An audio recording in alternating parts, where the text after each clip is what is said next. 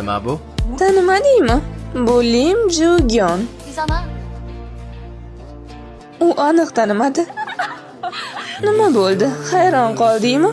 Ishon, men ham xuddi shunaqa hayron qolgandim. Buni nega ko'rsatayotganiga hayron bo'lyapman xolos. Chunki men sendan xavotir oldim. U maktabda bizga chuchvara tashib yurardi.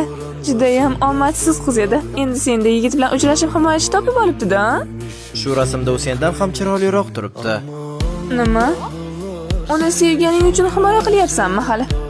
Nima g'irjinnimisan? Fardoz bilan chiroyli axir. Bu bo'laveradimi?